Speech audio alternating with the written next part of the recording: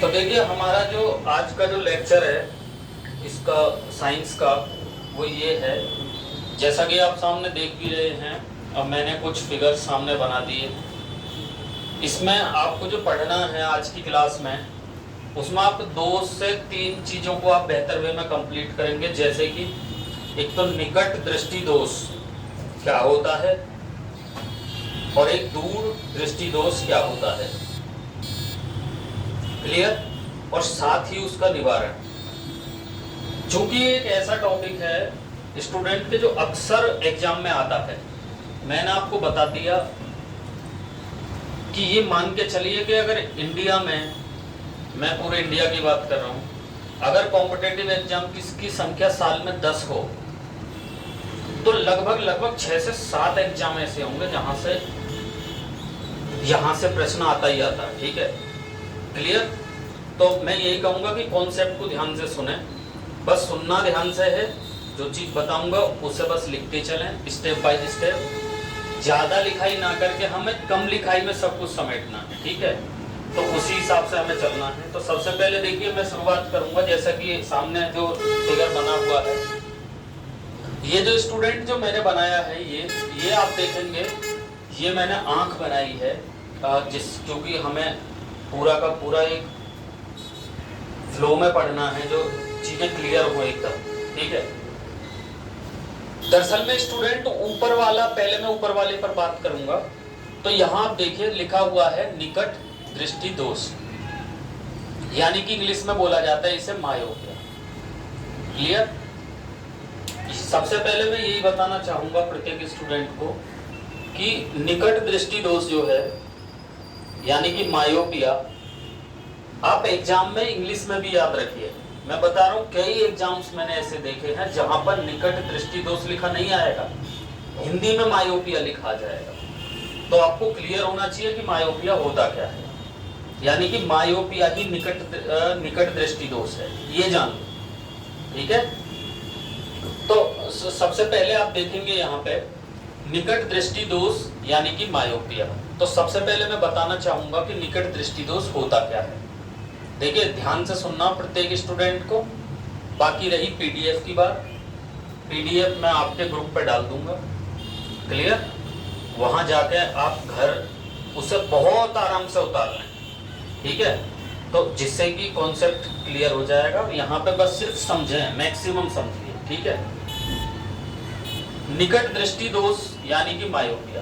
देखिए निकट दृष्टि दोष का मतलब होता है कि किसी व्यक्ति को दूर की वस्तु का स्पष्ट दिखाई ना देना, क्लियर। निकट दृष्टि दोष का मतलब है कि किसी व्यक्ति को दूर की वस्तु का स्पष्ट दिखाई ना देना। और जबकि अगर आपसे एग्जाम में पूछता है दूरदृष्टि दोष का क्या अर्थ होता है या दूरदृष्टि दोष क्या है, तो याद रखना दूरदृष्टि दोष जो है उसको अंग्रेजी में कहा जाता है हाइपरमेट्रोपिया। और दूरदृष्टि दोष का मतलब होता है कि किसी व्यक्ति को निकट की वस्तु का स्पष्ट दिखाई ना देना, या हम दूसरी लैंग्वेज में ऐसे भी कह सकते हैं, बहुत ध्यान से सुनना, कि कोई वस्तु 25 से किसी व्यक्ति को पास की वस्तु को स्पष्ट देखने के लिए, क्लियर, उसे वह वस्तु 25 सेंटीमीटर से दूर रखनी पड़ती है। भाई कोई व्यक्ति है जिसको दूरदृष्टि दोष है, और दूरदृष्टि दोष का मतलब होता है निकट की वस्तु का स्पष्ट दिखाई ना देना। उस व्यक्ति को स्पष्ट देखने के लिए उस वस्तु को 25 सेंटीमीटर से अधिक दूरी पर रखना होगा, तब जाकर उसको स्पष्ट दिखाई देगी। लेकिन आपको मालूम होना चाहिए, जो कि कई एग्जाम्स में आया है, कि स्पष्ट दृष्टि की न्यूनतम दूरी कितनी होती है, 25 सेंटीमीटर। यानी कि कायदे के अनुसार, मतलब आंख के जो बढ़िया कंडीशन है उसके अनुसार आंख की जो न्यूनतम दूरी होती है, स्पष्ट दृष्टि की न्यूनतम दूरी, वो 25 सेंटीमीटर होती है। 25 सेंटीमीटर पर एकदम क्लियर दिखाई देना चाहिए, क्लियर है। अब जब ध्यान से सुनेंगे, लास्ट में मैं बात करूंगा कि किस टाइप के क्वेश्चन आएंगे यहाँ से, या बात करते चलेंगे साथ के साथ। देखिए यहाँ से जो सवाल आते हैं वो कुछ इस तरीके के आते हैं एग्जाम में। एग्जाम में आपने एक सवाल देखा होगा, बहुत बार एग्जाम में पूछा गया है कि मनुष्य की आंख पर जो प्रतिबिंब बनता है वो कैसा होता है। ये कई बार सवाल एग्जाम में आया है, मनुष्य की आंख पर बना प्रतिबिंब कैसा होता है। तो आपको याद रखना है, मैं जो बता रहा हूं उसको ध्यान से सुनेंगे। आंख पर बना प्रतिबिंब वस्तु से छोटा, उल्टा और वास्तविक होता है। एक ये चीज तो अपने दिमाग में बिल्कुल डाल लो।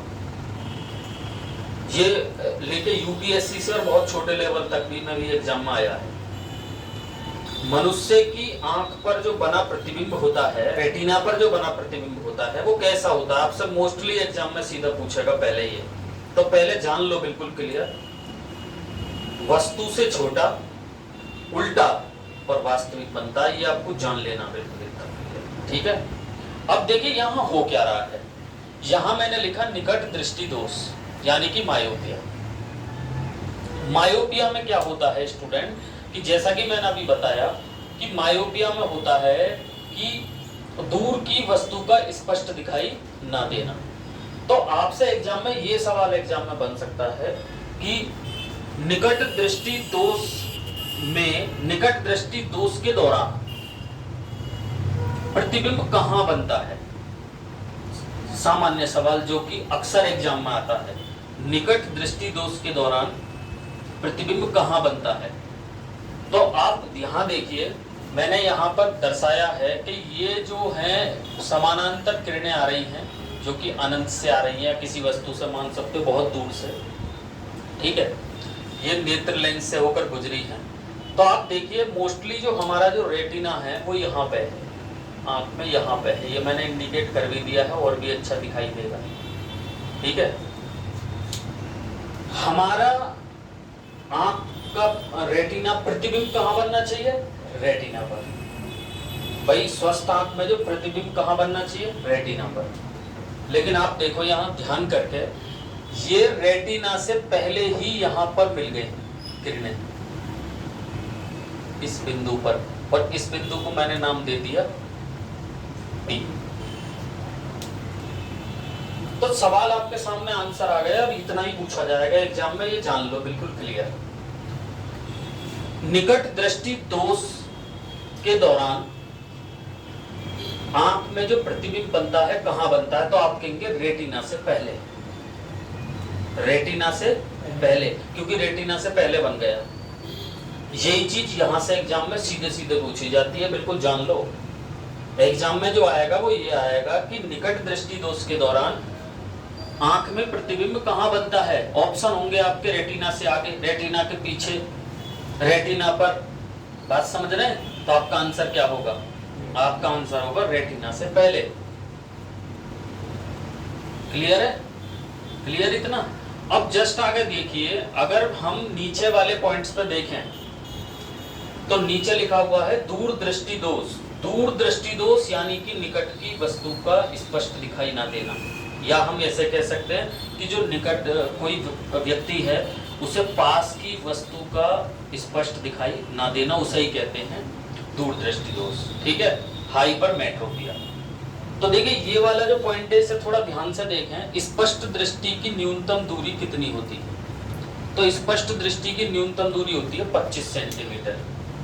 25 यानी कि आप ये मानिए कि जो व्यक्ति 25 सेंटीमीटर तक बिल्कुल सही देख पा रहा है नजदीक में, तो उसकी आंख क्या है, स्वस्थ है, ठीक है, क्लियर।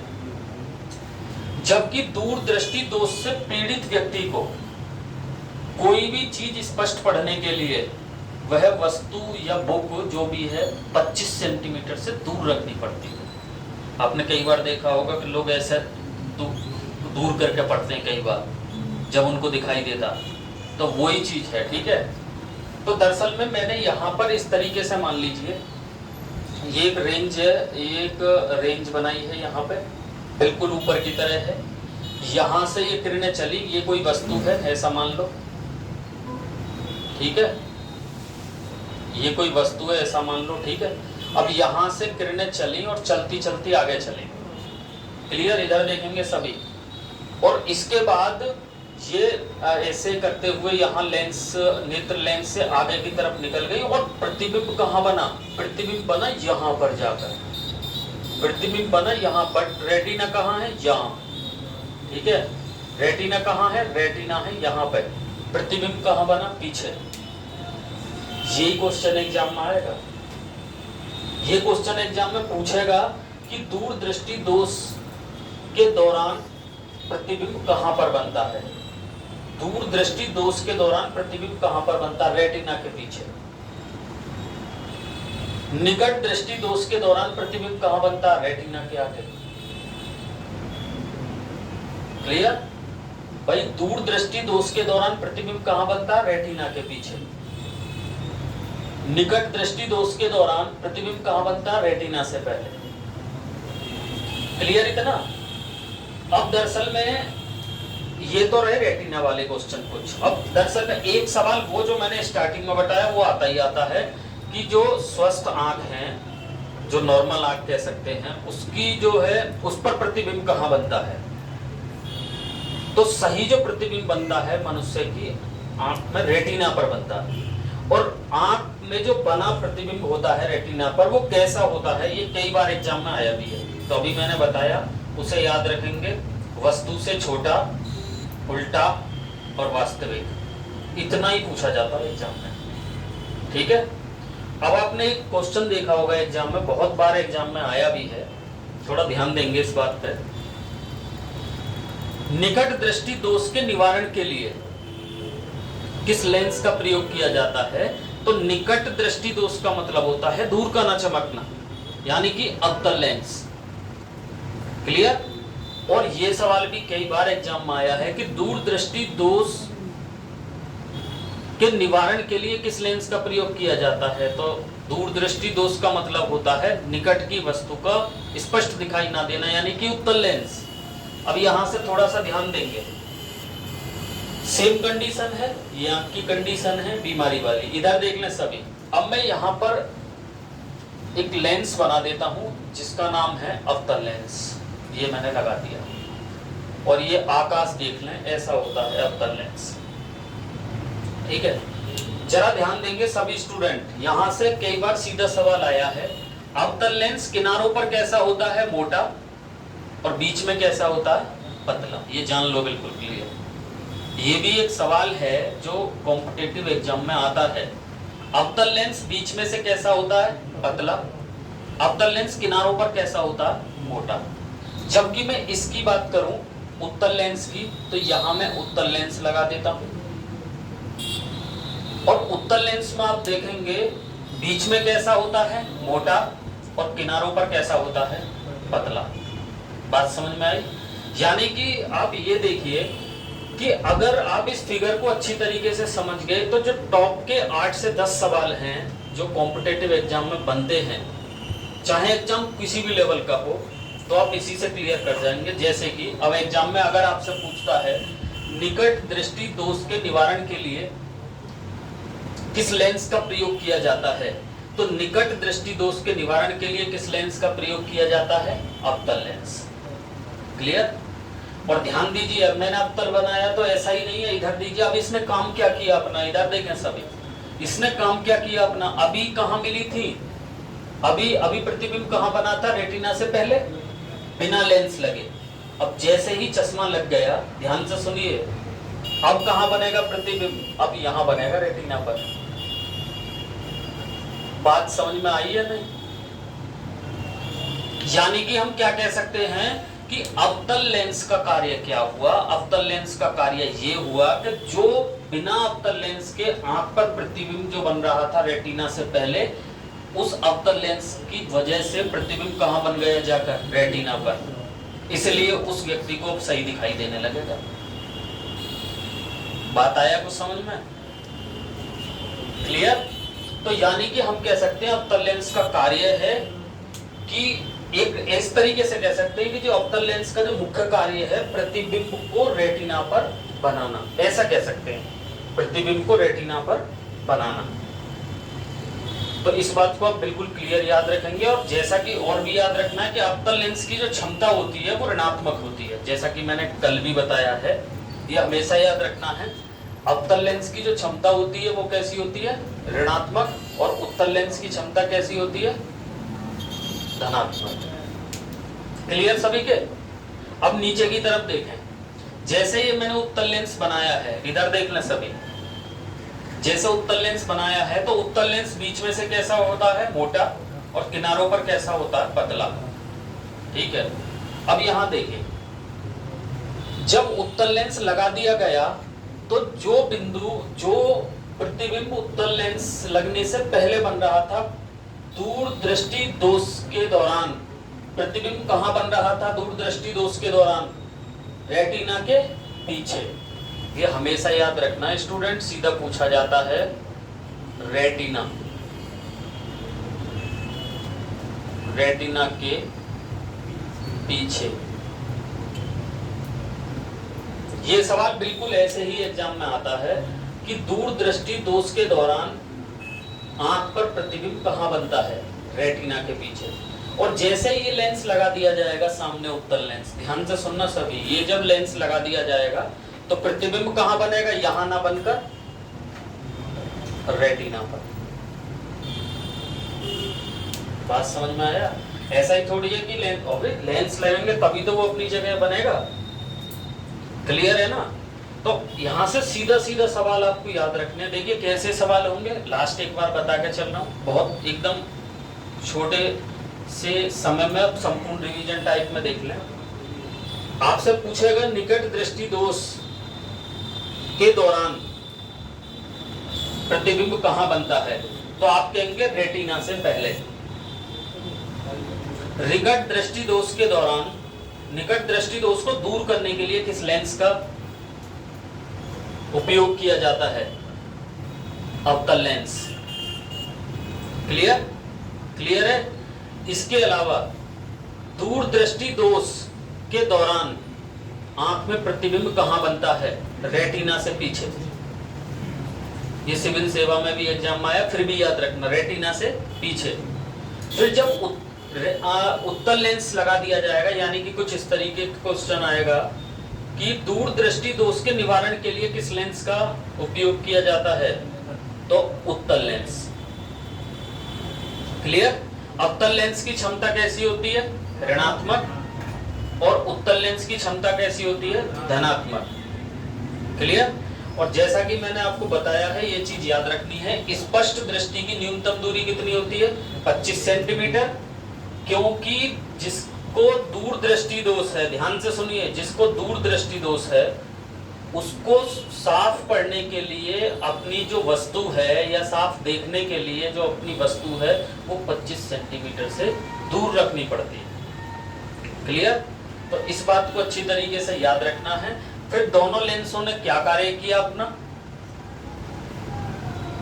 जो प्रतिबिंब रेटिना से पहले या रेटिना के बाद बन रहे थे, ध्यान से सुनिए, दोनों लेंसों ने अपना क्या वर्क किया, जो प्रतिबिंब रेटिना से पहले या रेटिना से बाद बन रहे थे उन्हें कहां बनाया, रेटिना पर। अगर सवाल इतना भी गहराई में जाता है एग्जाम में कि इसका लेंस का मुख्य कार्य क्या है, तो आप बता सकते हैं लेंस का मुख्य कार्य है प्रतिबिंब को रेटिना पर लाना या बनाना। क्लियर? और ध्यान से सुनना इस वाले पॉइंट्स को जो मैं बता रहा हूं, ये कई बार एग्जाम में आया भी है, जैसा कि मैंने वीडियो के स्टार्ट में भी ये बात बताई हुई है। एक कॉमन आंख में कई बार एग्जाम में आता है, बहुत बढ़िया क्वेश्चन है कि हमारे आंख पर जो प्रतिबिंब बनता है वो कैसा बनता है। तो याद रखना स्टूडेंट, फिर से बता रहा हूँ, वस्तु से छोटा, उल्टा और वास्तविक। कई बार सीधा एग्जाम में दिखाई देगा, बट फिर हमें सीधा कैसे चमकता है, कई बार ये भी सवाल आता है कि सीधा कैसे दिखाई देता है। तो हमारा जो ब्रेन है, ध्यान से सुनेंगे, हमारा जो ब्रेन है यानी कि मस्तिष्क, वो हमें उसे सीधा करके दिखाता है, बट हमारा जो प्रतिबिंब बनता है वो वस्तु से छोटा, उल्टा और वास्तविक बनता है। फिर उसे सीधा कौन दिखाता है, अगर आपसे ये एग्जाम में पूछ ले तो याद रखना, सीधा दिखाता है मस्तिष्क। और एक इतनी गहराई का क्वेश्चन लास्ट में जो कि बहुत जबरदस्त है, अगर एग्जाम में आया ना तो मैं दावे से कह सकता हूं कि हाँ, बहुत ही बच्चों को छांट देगा। जो प्रतिबिंब रेटिना पर बना, ठीक है, वो बना वस्तु से छोटा, उल्टा और वास्तविक, उसको किन तंत्रिकाओं द्वारा मस्तिष्क पर उसकी बात पहुंचाई जाती है? किन तंत्रिकाओं द्वारा? क्वेश्चन पूछेगा किन तंत्रिकाओं के माध्यम से वो जो प्रतिबिंब है वो मस्तिष्क तक पहुंचता है। तो एक तंत्रिका नाम याद रखना आपका, दृक् तंत्रिका है। नाम सुनना बहुत ध्यान से, दृक् तंत्रिकाएं कुछ इस तरीके से समझ के चलना। दृक्, ये री वाली लगेगी, दृक् तंत्रिका है। कितना बेहतरीन सवाल है और बहुत टफ भी है। अब एग्जाम में अगर ये पूछता है कि मनुष्य की आंख पर जो प्रतिबिंब बना रेटिना पर, वो जैसा कि मैंने अभी बताया वस्तु से छोटा, उल्टा और वास्तविक, उसकी जानकारी मस्तिष्क को कौन सी तंत्रिका देती है? बहुत गहराई का तगड़ा सवाल है, तो याद रखना दृक् तंत्रिका। दृक् तंत्रिका उस चीज को वहां पे पहुंचाती है मस्तिष्क पर, मस्तिष्क को, और मस्तिष्क उसे सीधा करके दिखाता है। क्लियर है ये बात? अरे क्लियर?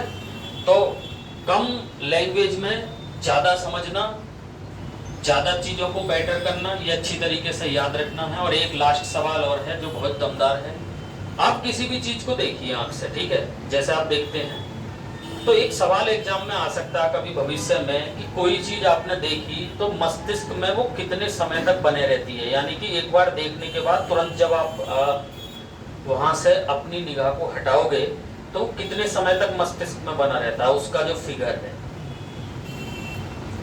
1 सेकंड, 1 सेकंड का भी 1/16 भाग, 1/16 सेकंड, याद रखना। सवाल कितना बेहतरीन है कि एक बार अगर आपने कोई चीज देख ली वस्तु, तो उसको एक बार जब निगाह आप हटाओगे तो उसका जो फिगर है, समझ रहे हैं, वो कितने समय तक माइंड में बना रहता है, कितने सेकंड तक, ऐप से पूछ सकता है एग्जाम में, ठीक है। तो याद रखना 1/16 सेकंड तक बना रहता है, उसके बाद हट जाता है। आप देखोगे भी गौर से, जैसे कोई चीज आपने देखी तुरंत एकदम हटाइए तो कुछ देर को तो वो पैनल से दिखाई देगा, थोड़ी सी देर के लिए, क्योंकि सेकंड का भी बहुत कम भाग है 1/16। क्लियर? तो इस पॉइंट को अच्छी तरीके से याद रखना। यहाँ कई ऐसे सवाल थे जो बेहतर लेवल में मैंने बताए, जो कम स्टेप में और चीजों को ज्यादा समझ रहे हैं, ठीक है। अरे क्लियर है? और इस बात को लास्ट बता के चल रहा हूँ, जैसा कि मैंने कल भी बताया, इसे देख लें एक बार। निकट जो अवतल लेंस जो होता है, अवतल लेंस को किस अन्य नाम से जाना जाता है? अवतल लेंस को अपसारी लेंस और उत्तल लेंस को अभिसारी लेंस भी कहा जाता है। ये बिल्कुल याद रखें। क्लियर? दोस्तों, वीडियो को लाइक और शेयर करना ना भूलें। वीडियो कैसी लगी आप कमेंट बॉक्स में बता सकते हैं। कोई भी अपने सुझाव हैं हमें अवश्य दें। धन्यवाद।